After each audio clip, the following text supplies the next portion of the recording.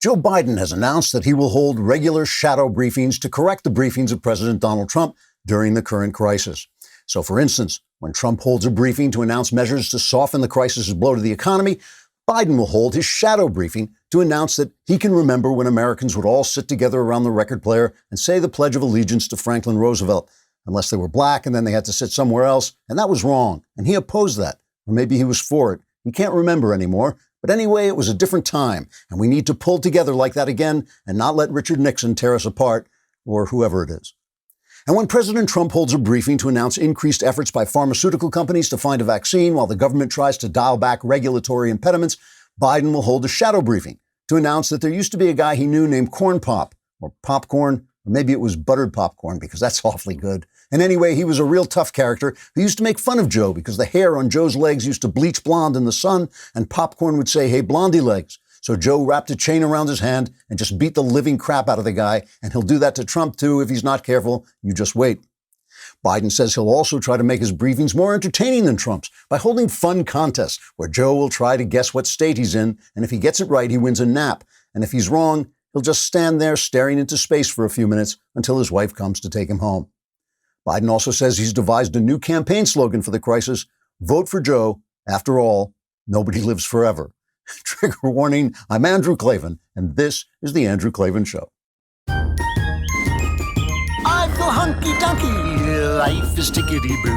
Birds are winging, also singing hunky-dunky-doo. Ship-shaped, ipsy-topsy, the world is zippity-zing. It's a wonderful day, hurrah, hooray! It makes me want to sing.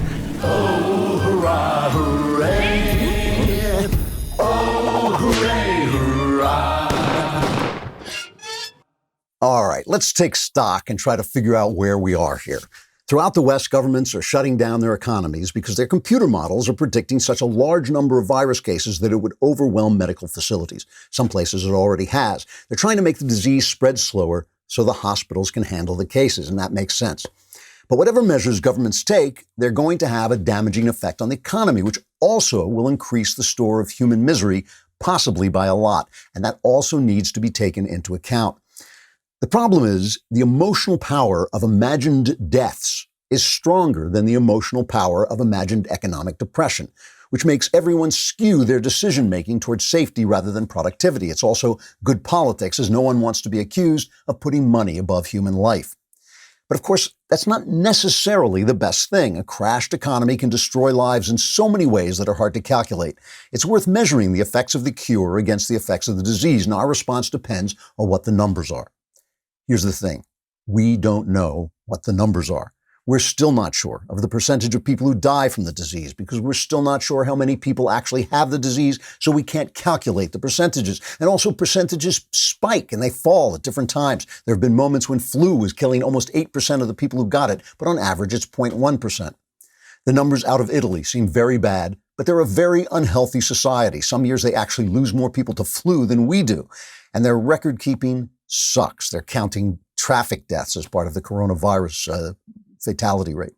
The Russian and Chinese are complete liars, and you can't trust them, and that's true also of NBC News, which runs propaganda from China as if it were true, and the New York Times, a former newspaper, which is running hyper-emotional individual stories guaranteed to spread fear without increasing our store of information. Everywhere we turn, good information is hard to find. I got an email over the weekend from a friend of mine. He's in one of the more mathematical sciences, and he uses computer models a lot. He's been right about a lot of things in the past, especially debunking climate hysteria. I've used him before without mentioning his name. He's always been fascinated both with epidemics and with fake news, and he's been following the spread of Flu Manchu since January.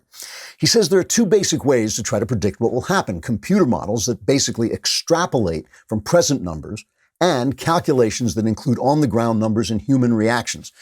Some of the computers are predicting 250 million Americans could get sick and 5% of them could die. That's devastating. That's unimaginable.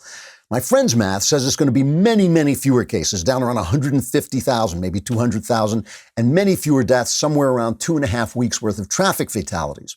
Similar doubts about the big numbers are being raised by people like Michael Levitt, a Nobel laureate and Stanford biophysicist, and Richard Epstein, a lawyer who worked on the AIDS epidemic, and others. Now, we know the computer models on climate change have been absurdly disastrous, and they've been made even worse by the bad reporting of the press and the stupidity and venality of leftist politicians like Alexandria Ocasio-Cortez. It's hard to know who to believe, and there's such a vast difference in the predictions that it's almost impossible to know how we should react. The amount of knowledge we don't have right now is enormous, and so is the amount of certainty among non-experts on social media declaring what we should and shouldn't do. The great Socratic wisdom of admitting you don't know what you don't know is overwhelmed by the great benefits of pretending you do know and thinking that you do know, because people respect certainty and they search for certainty, even when certainty is the stupidest reaction available. You have to understand that just like us, our leaders have to make decisions in a state of unknowing. They don't have any other choice. That's what the situation calls for: action in relative darkness. My best guess right now, as a non-expert at a time when even the experts don't know, is that these lockdowns and the social distancing measures have been the right way to go for the present, but we can't lock people down forever without the economic and social results being so bad as to outweigh the results of the illness, which eventually will peak and start to fall off, one hopes. At some point, with due precautions, people have to start returning to work and normal life with extra health procedures in place. Then tell me it's safe, because obviously the most important thing is that we save the Klavan. I think it would be very helpful if the administration would start talking about time more. Give us a realistic sense of when we can stop and reassess the current situation more realistically. Now, several hours after I wrote those words, yesterday afternoon, because President Donald Trump and I are like one, our minds are just working exactly as one, Trump tweeted this. He tweeted, "We can't let the cure be worse than the problem itself. At the end of the 15-day period, we will make a decision as to which way we want to go." This is exactly the right thing to do. It's helpful for us to know when we'll get an update and reassessment, and it's helpful for us to have a specific date so people don't just throw up their hands and lose patience and start doing stupid stuff thinking they know what they don't. Well, this tweet was met exactly as you would expect. Tweets saying Trump cares more about the stock market and his re-election than he does about human life. Or this from Joe Scarborough. Mike, it would be an act of suicide for our society if the president did that. An act of suicide for millions of Americans. It would be the height of recklessness and irresponsibility, as every medical professional says he needs to do just the opposite. And he's been told that for 2 weeks. Shame on them. Shame on them. Trump didn't say what he would do. He just said that he would reassess. And that is exactly right. And we need to hear it. Loudmouths telling us we're going to be locked down for a year and a half should be tarred and feathered. They don't know. And the damage from that would be incalculable. So Trump is doing the right thing. He's proceeding as he should. As for we, the people, our first job is dealing with our loved ones and our emotions. We have to practice steely patience without collapsing into sheepish acceptance. We need to gather information, which is hard when our media is failing us so badly, and we need to stay cool and protect our freedoms without abusing our freedoms stupidly. We need to know what we don't know and not get off on talking like we do know. We need to show our loved ones what courage looks like so they can have courage, and we need to learn to be still and know that God is God. I've lived through a lot of bad history: presidential assassinations, nationwide riots, wars, 9/11, and that YouTube song about it being Friday.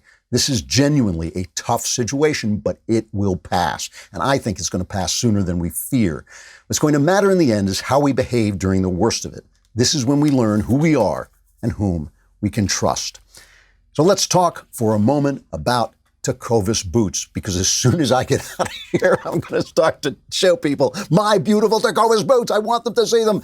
Tecovas cowboy boots are handmade with high-quality, full-grain leathers by world-class boot makers. I've had a chance to wear them exactly once. They're built to be comfortable right out of the box and for every occasion, at home, in the office, and out on the town. With tons of timeless styles, Tecovas are designed to be as fashionable 50 years from now as they are today. And Tecovas cuts out the middleman and sells direct to you at an honest price. It's truly amazing at this level of quality. They really are beautiful. I haven't worn cowboy boots before, but these are so comfortable and they look so great. I definitely will wear them as soon as I can get out of here.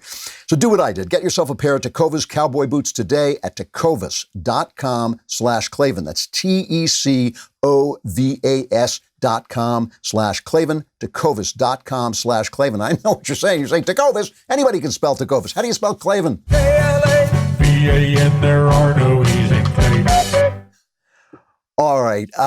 Scott Gottlieb, he's the doctor who was at the FDA, and he's been following this and working with Trump. And he says our testing abilities are ramping up. He says exactly what I just said, that we're going to be able to reassess shortly. This is supposed to get very bad in the next 2 weeks as the numbers come in and as the peak spread begins. It's already very bad in New York. We're going to see this stuff spreading, and it's going to be scary, and people are going to get scared, and people are going to sell you fear, like the New York Times, who want you to be afraid because they want power to increase in the government, and they want themselves to have power, and they're manipulating you, and they're doing a very bad thing. However, Gottlieb says our testing abilities are ramping up. He wrote in the Wall Street Journal today. He says if the worst numbers appear, they're going to appear in the next 2 weeks, and Trump is right, exactly right. That's when we should reassess. He says by the end of next week, we'll be able to test 75,000 people a day, which will bring us to the point where we can start to do what South Korea did, which is test people, know who can go to work and who can't, know who can get out and who can't. And some of these tests apparently can get results in 45 minutes. So we're ramping that up. It's a really important part of dealing with this. So the state we're in, see, and this is the stuff the computer models, they can't test. The computer models just extrapolate from what they've got. They're just extrapolating numbers. And that's why they'll tell you that the tide is going to come in and wash your city away, when really what the city is going to do is take steps to make sure that doesn't happen. And that's what's happening now. And obviously we need a vaccine. Here's Gottlieb talking on Face the Nation about that. Well, I think it's going to be a slow transition. I think that the epidemic right now that's underway is probably going to peak sometime in April, probably late April, and tail off into May and June. And hopefully transmission will be broken off in July and August. We need to plan for what we're going to do in the fall to prevent another epidemic and outbreak. But life's never going to be perfectly normal until we get to a vaccine. We're always going to have to implement some measures, but they could be case-based measures where we look at individuals and screen very aggressively for the virus and quarantine and isolate individual people rather than quarantine mass populations. That's what we need to get to. That's going to be a transition, but we can get there. There is a light at the end of this tunnel. So again, he's talking about what is happening. This is stuff that computer models can't talk about. Once there's a vaccine, obviously that's going to make all the difference in the world, and they're rushing it, and they're also dialing back some of the regulations that keep things from happening. Our regulations have been so stupid that even people with fatal diseases that were going to kill them in short order, have had a difficult time getting experimental drugs because they say it's dangerous. That's the way government operates and the way they think. It's crazy. Meanwhile, the Democrats have really shown themselves to be, I said the other day that Nancy Pelosi is not a monster. I hope that's right, but she really acted badly. The Democrats and the Republicans have been working on a bipartisan bill to help businesses get through. And that's really, really important, obviously. And they were in the various work groups doing bipartisan stuff and working very well in a bipartisan way and moving forward with a package that looked good. The economic people were saying, yes, this is what we need. This is what's going to get us through this. And it was expensive, but it was going to get us through this. Whereupon Nancy Pelosi and Chuck Schumer swarmed in with a bunch of non-related asks, and you can guess the kind of things they were: huge expansions on unemployment things, and just things that are going to last beyond the crisis, just trying to use the crisis to make the government bigger. And they scuttled this bill, not by voting it down, but by voting on a procedural measure. After which, if they had just let the procedural measure go through, after which they still could have debated. So it was a purely political move. Mitch McConnell ripped them a new one. Here's a cut of that. Now, the buildup to this, so everybody fully understands, is that we had a high level of bipartisanship in 5 different working groups over the last 48 hours, where members who were participating were reaching agreement. And then all of a sudden, the Democratic leader and the Speaker of the House shows up. And we're back to square one. So we're fiddling here, fiddling with the emotions of the American people, fiddling with the markets, fiddling with our health care. The American people expect us to act tomorrow. And I want everybody to fully understand, if we aren't able to act tomorrow, it'll be because of our colleagues on the other side. So they're supposed to be voting on this again now. Even Mitt Romney, didn't know how bad the Democrats behaved. Even Mitt Romney attacked them. Mitt Romney took time off from attacking Donald Trump to attack the Democrat. He says he has not been shocked before in the Senate, but he was shocked at the behavior of Pelosi and Schumer. They really, really blew it on this because this was a decent bill. This was a thing that needs to be done. It has to happen. This is not the time, obviously, to seize. Here's Schumer trying to explain it away. We Senate Democrats have a plan that's called Workers First. We want the help to go just to the people who you said, who are losing their jobs and have to pay monthly bills, not just a one-time shot of money. And then what do they do next month when they have a mortgage or a rent or food? Now, I don't think it takes a lot of intelligence to understand why that's ridiculous, right? Obviously, where are the workers' money going to come from? They're ultimately going to have to come from their job. People are going to go back to work and get their paycheck. If they don't, it's impossible that we're going to support them forever. Then we're going to have a genuine depression. So what Trump and the Republicans and the Democrats, until Schumer and Pelosi came in, were trying to do is keep businesses afloat. So there'll be jobs for people to go back to. You give the people, the workers, money as you have to, as they need it. And then you hope that they're going to go back to work because it is the free market that creates the money that we need. And this is just this kind of power grab. It really is interesting to me, absolutely fascinating that all this time we keep hearing what a Nazi Trump is. Trump's a Nazi, Trump's a Nazi. And it just is amazing that, and especially when they kept using that burning of the Reichstag thing, which was mentioned numerous times, that the minute there's an emergency, he's going to have he's going to get rid of our democracy and take all this authoritarian power. And in this genuine emergency, who is calling? Who is calling for for the government to take everything over? I mean, Andrew Cuomo was calling for this. He's saying nationalize the factories as cut 16.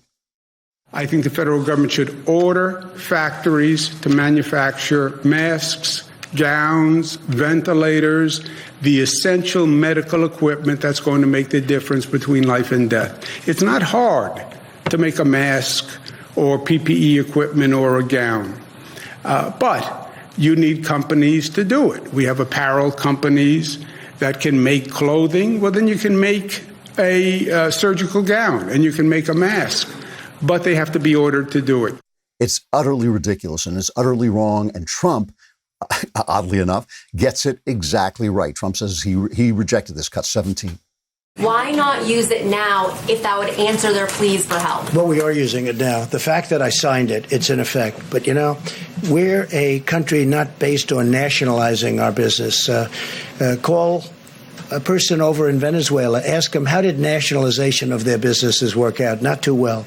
The concept of nationalizing our business is not a good concept.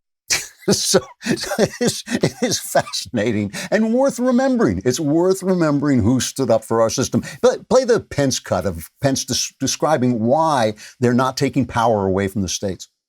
It's extremely important that the American people recognize that one of the things that makes America different is that we have a system of federalism, and that by putting FEMA in the lead, the president has emphasized that our response to the coronavirus is in the anthem of FEMA.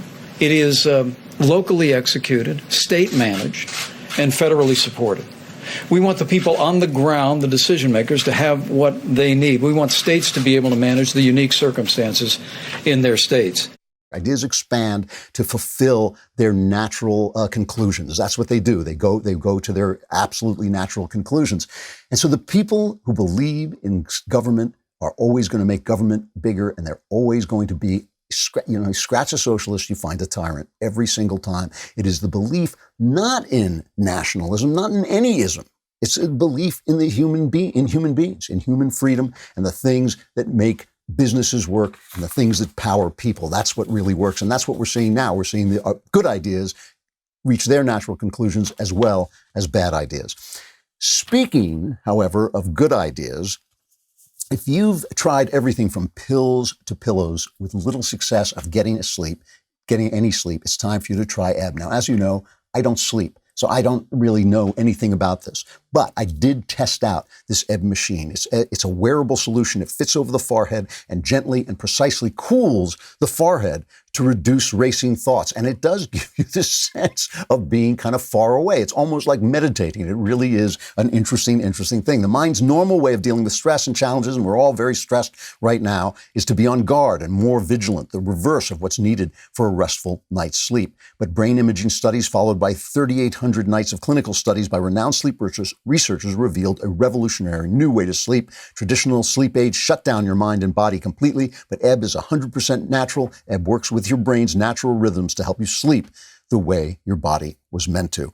Have the energy to do the things you love again by getting the sleep you need. Ebb's natural solution has no morning side effects and allows you to get back to your peak performance. Our listeners can now try Ebb risk-free for 60 nights to confirm it's the solution you've been looking for at tryebb.com/Klavan. That's TRYEBB.com/Klavan. Tryebb.com/Klavan.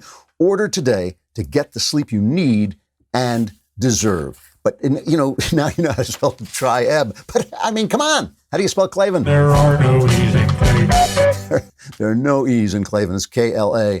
The people who are, so we're seeing who people are, as I keep saying. These crises, they reveal personality. But the people who are failing most of the press have been absurd. They cannot, it is interesting.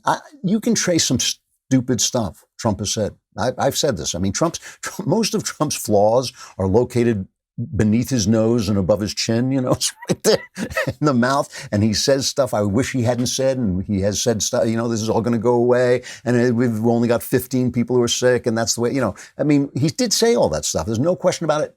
Perfectly fair to attack him for it. But he's adapted. And the press just won't. I mean, I made that joke about Joe Biden doing shadow briefings. He actually did that today. Let me show you a clip of that. Back in those days, rich men would ride around in Zeppelins dropping coins on people. Okay, maybe that wasn't it. Let's play the real one, though. It's worse. Activate the reserve corps of doctors and nurses and beef up the number of responders dealing with these crush of cases. And in addition to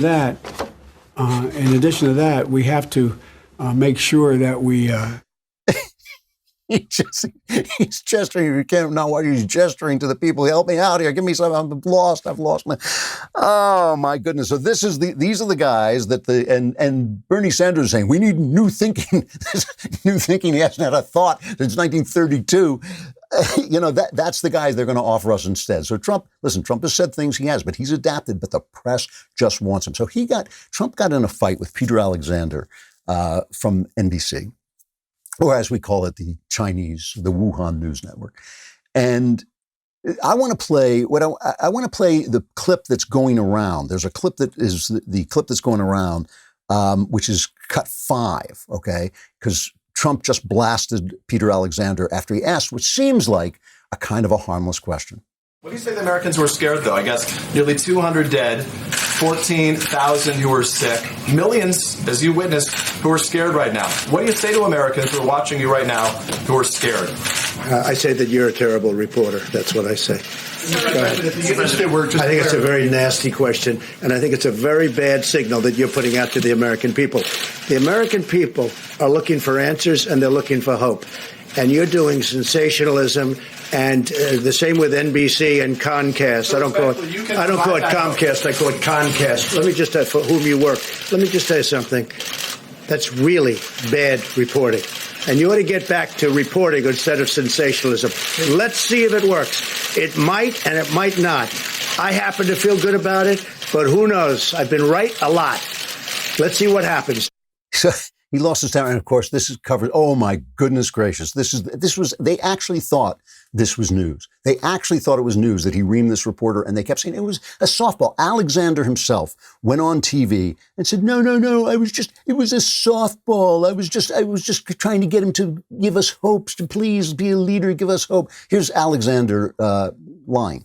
There was a moment, you and I are baseball fans, we call it a softball. It was trying to provide the president an opportunity to reassure millions of Americans. We're witnessing the death toll now approach 200 and the number of those who have already tested positive for COVID-19 approaching 14,000 or surpassing it.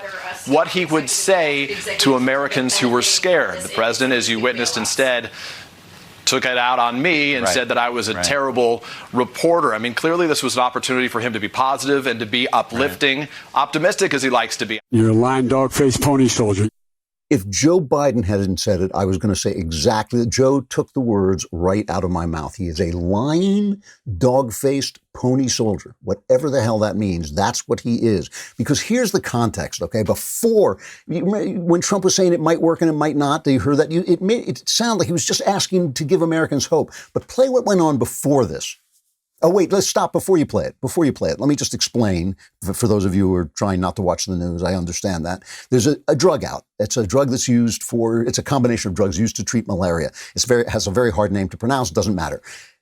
Trump has been saying, hey, this looks like it's got some promising results. And Fauci's been saying, well, hold off. And they're making it look like Fauci is saying, Trump is lying. He's covering it up for Trump and Trump is lying. And all Trump is saying is there's been some hopeful results. There have been some hopeful results. And a lot of people are reporting from the front lines. I've been reading this saying, yeah, we're getting some good results with this. One guy we had in the Daily Wire who said, I was dying. This thing saved my life. So, it's getting hopeful reports and Trump has brought this up. Alexander was hectoring him about that before this began. Here it is. Is it possible that your impulse to put a positive spin on things may be giving Americans a false sense of hope? No, I don't think so. The preparedness right now. No, I don't think so. I think that I think it's got the not yet approved drug. Such a lovely question. Look, it may work and it may not work, and I agree with the doctor what he said. May work, may not work. I feel good about it. That's all it is, just a feeling. I'm a smart guy. I feel good about it. And we're going to see. You're going to see soon enough. So in other words, he was accusing Trump. He was, it really is aggravating to watch that guy come on TV and just lie about what he was doing, that it was a softball question. It wasn't a softball question. He was accusing Trump of giving false hope. He was accusing him of contradicting what Fauci was saying, which he wasn't. He was saying, I got a feeling about this. I'm an optimistic guy. And there have been good reports about this. They really have from the front lines. Obviously, it's not a panacea, but even Gottlieb in the Wall Street Journal was saying, yes, we have seen some good results from this. So that's all he was saying. And Alexander was saying, you're giving people false hope.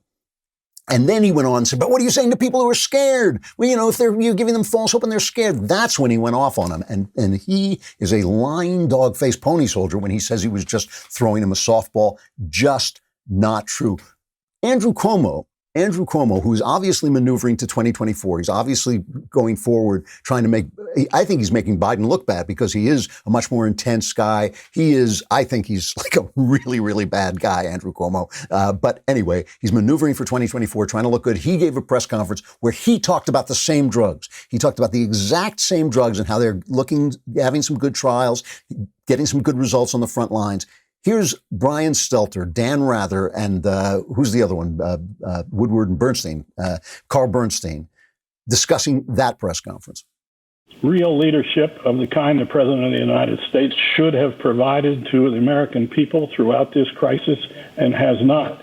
On the specifics, the governor wants the Defense Procurement Act not only invoked but used to compel American manufacturers to give the country, the hospitals, the healthcare system, what it needs. He's been very eloquent about this.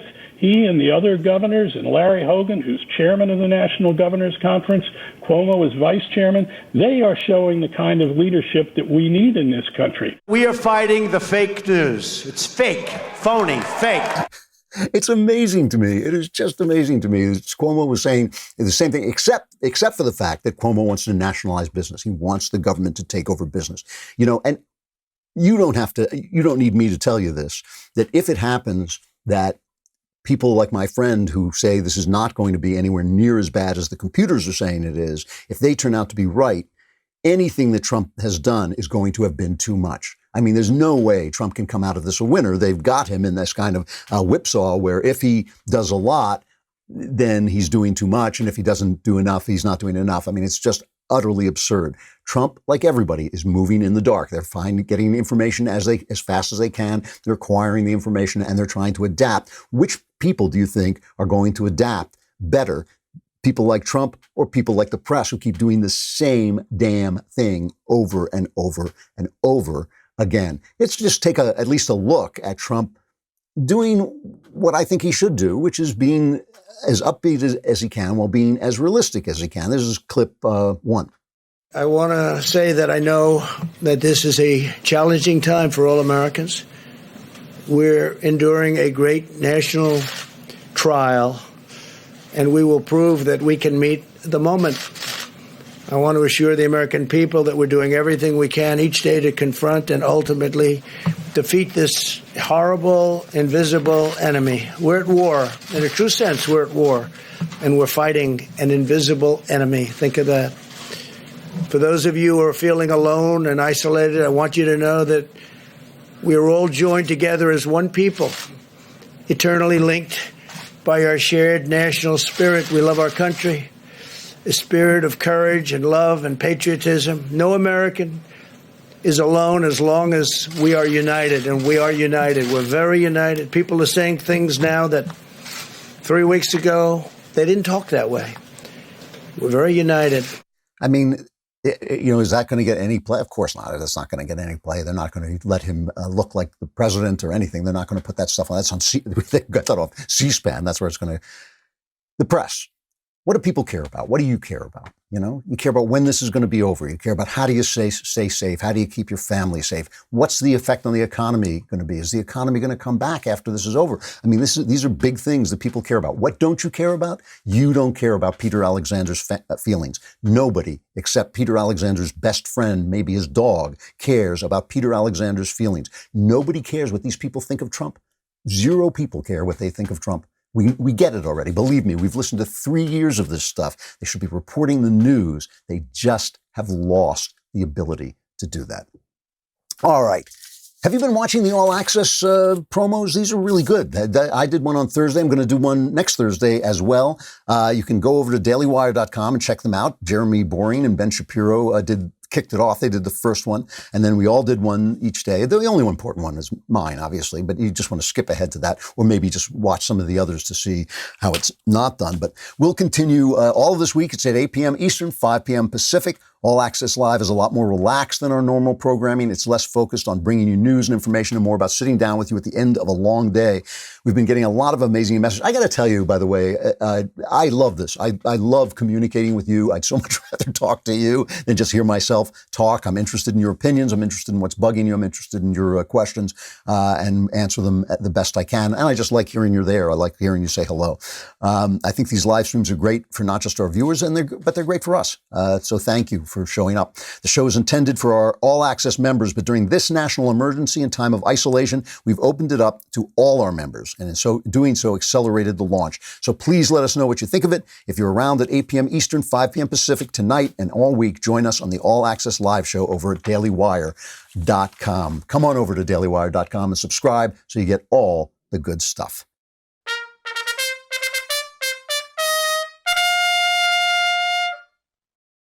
So let's talk about Trump a little bit, because I'm not here to blow smoke. I mean, if he's, I've said he said some dopey things, but it seems to me that he is doing as good a job as anyone could do in the current situation. The only other path he could possibly take is not do any of this and just let the disease take its course. It seems that would be a disaster. Everybody is saying that would be a disaster, that would overwhelm our systems. So it seems like he's doing the only thing. Remember that a lot of the shutdowns we're getting in New York, Illinois, and LA, those are state decisions, and those are the hot spots. Those are the places where things are worse. So you do want a state-by-state reaction, because it's going to be different in places like Montana, where there are 6 people in a lot of territory. It's going to be a different situation than it is in New York, where everybody's packed densely onto this little island. So Biden is, one of the things that, Biden has been like Waldo, but he has been sending out his representatives to attack Trump. And he sent out Ron Klain. Now, if you don't remember Ron Klain, Klain was the chief of staff to Biden. And I think before that, he was the chief of staff to Al Gore. And he also coordinated the Ebola response. So they've put out an ad of him attacking Donald Trump. I want to make sure we get the right Klain thing. It is it's the one, cut 15. A word on how things got so bad. The coronavirus that's been spreading around the world started spreading in January of 2020. Some countries acted quickly. What did President Trump do? He downplayed it. It's going to disappear. One day it's like a miracle. It will disappear. Trump's slow response to this crisis is no surprise. Back in 2015, when I finished serving as White House Ebola response coordinator, I urged President Obama and Vice President Biden to set up a permanent White House Pandemic Prevention Response Office so we'd be ready for the next one. They did, and that office was doing a great job. But in 2018, Donald Trump abolished that office. All right. So first, I love these guys. First, the reason I love politics is because corruption makes me laugh. First, let's take a look at what Klavan himself was saying in February, all right, a month after this thing got started. This is Klavan doing an interview in February. Leading medical experts didn't know it existed 6 weeks ago. And so there's just a lot of uncertainty about the basics, uncertainty about how infectious it truly is, how much it's going to spread, how much it's spread already in China, how much we should expect it to spread outside of China. Doubts about how lethal it is. What will the fatality rate, the rate of serious illnesses wind up being? So what I'd say is I think we have reason to be concerned. I think there's reason for the U.S. to be more aggressive in the response than what's been mounted so far in many respects. Reason to be prepared for something, but I think no reason yet to be fearful, no reason to really panic or anything like that. I just think there are just a lot of unknowns about this virus and what its path is going to be. So no need to saying no need to panic. Absolutely, everything's fine. This is in February when Trump is already on the case, closing borders and things like that. So, again, I understand that people are acting in the dark, and I understand that Trump does say things and always wants to take the optimistic path and all that stuff. And that's a good trait for a businessman, sometimes not the right thing to do for a president. You have to be realistic as well as being optimistic. But obviously, people didn't know. So Matt Margolis at PJ Media, he's put together what he calls the top 10 lies about President Trump's response to the coronavirus. And I won't read it, but I'll just go through it. Number 10 was that Trump downplayed the mortality rate of the coronavirus. And this is the idea that Trump says it wasn't going to be bad. When he went on Hannity, remember, he said, I think the 3.4% death rate is really a false number. And Trump was almost certainly right about this. He wasn't downplaying the mortality rate. He was talking about the fact that without the testing, we think there are fewer cases than there are. So the percentage is going to get lower as the more cases come in. And it has hovered around 1%, which is still 10 times, I think, is it right? Yeah, 10 times worse than the flu. So it's bad. It's not a good thing. But still, we don't even know if that is going to be true because these things do peak at certain times. We don't know what it's going to be like over time. And we don't know what drugs they're going to find that are going to help and what's going to help. Another lie. Trump lied when he said Google was developing a national coronavirus website. I didn't cover this because it was so stupid. But he said, I want to thank Google. Google is helping to develop a website. It's going to be very quickly done, unlike websites of the past, to determine whether a test is warranted and to facilitate testing. Google confirmed this in a tweet after Trump's remarks, but the media seemed intent on calling Trump's claim false. HuffPost literally called Trump's claim a lie because the site was actually being developed by a subsidiary of Google's parent company. I mean, this is the way the press is operating. And so, and think about whether that, again, they have the right to criticize Trump. Of course they do. They have the right not to like him. They have a right to do all those things. But you do want to have some kind of sense of patriotism. You do want to understand that people are afraid. People are locked away. People are losing money. All these things are true. You do want to get some you do want to say, hey, I know our job is to destroy Donald Trump, but maybe we should put that job aside and actually do something different, like give people the news. This is the big one that really has bugged me. Trump dissolved the White House Pandemic Response Office. Obviously, I read on the air that there was a Washington Post ran an opinion piece that's by Elizabeth Cameron, who ran the White House Pandemic Office under Obama, alleging that Trump had dissolved the office in 2018. And this claim was thrown around by everybody. But in fact, what he did was he consolidated 3 different groups, which was saving money and and making it more efficient. So it was completely untrue. The Washington Post did run an article correcting that. But of course, the lies go out to millions. The corrections go out to thousands. Another one, Trump ignored early intel briefings on possible pandemic. WAPO, again, was the source of this, another bogus claim when they reported that intelligence agencies warned about a possible pandemic back in January and February, and that Trump failed to take action. It was fake news. The Trump administration had been aggressively addressing the coronavirus threat immediately after China reported the discovery of the coronavirus to the World Health Organization. In actuality, in addition to implementing various precautionary travel restrictions, the administration fast-tracked the use of testing kits. In actuality, it was Trump's critics who weren't taking the coronavirus situation seriously. Joe Biden, I remember this, he even accused Trump of fear-mongering and xenophobia for his travel ban.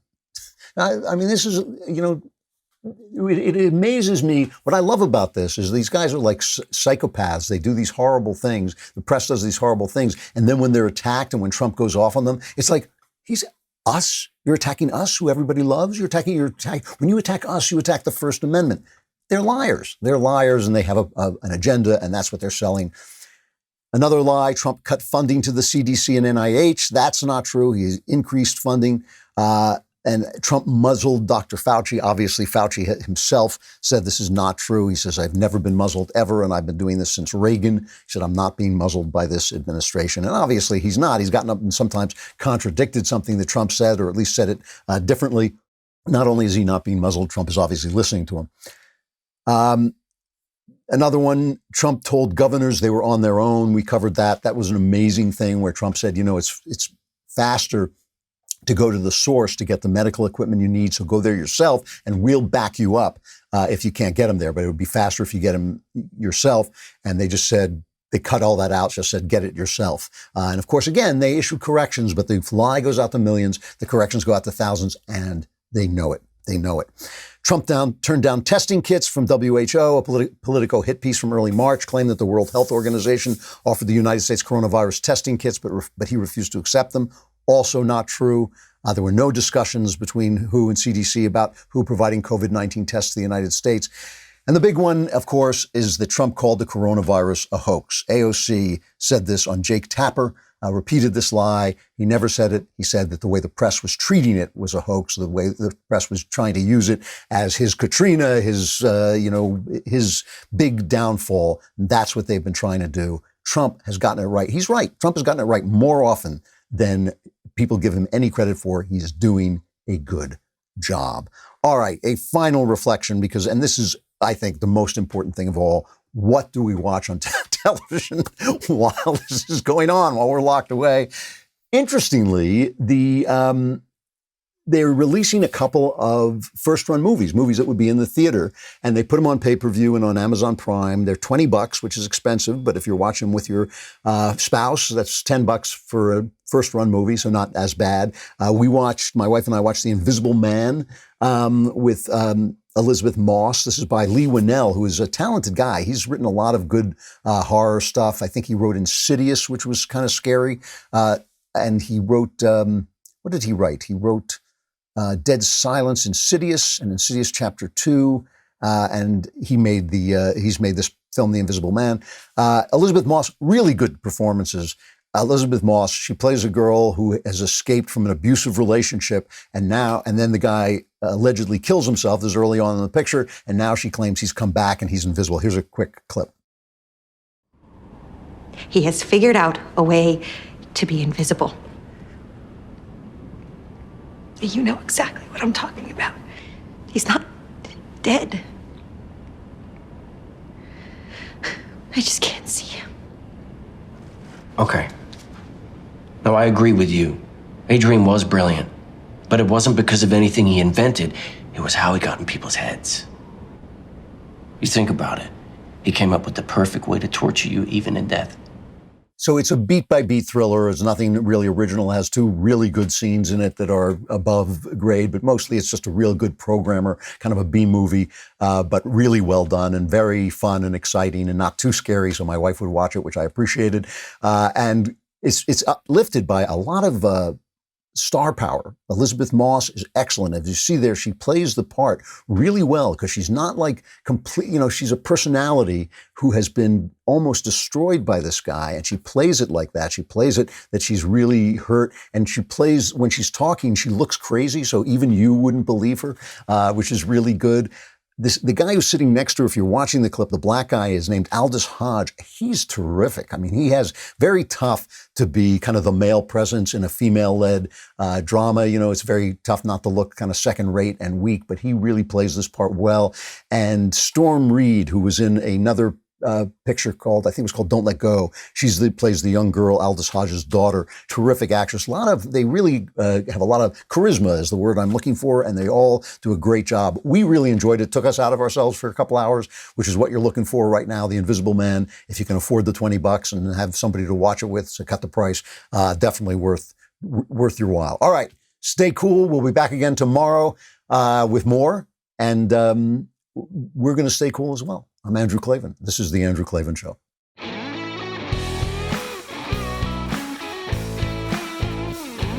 The Andrew Klavan Show is produced by Robert Sterling and directed by Mike Joyner. Executive producer, Jeremy Boring. Technical producer, Austin Stevens. And our supervising producer is Mathis Glover. Assistant director, Pavel Wydowski. Edited by Adam Sayevitz. Audio mixed by Robin Fenderson. Hair and makeup is by Jesua Alvera. Animations are by Cynthia Angulo. Production assistants, McKenna Waters and Ryan Love. The Andrew Klavan Show is a Daily Wire production. Copyright Daily Wire 2020. If you prefer facts over feelings, aren't offended by the brutal truth, and you can still laugh at the insanity filling our national news cycle, well, tune in to The Ben Shapiro Show. We'll get a whole lot of that and much more. See you there.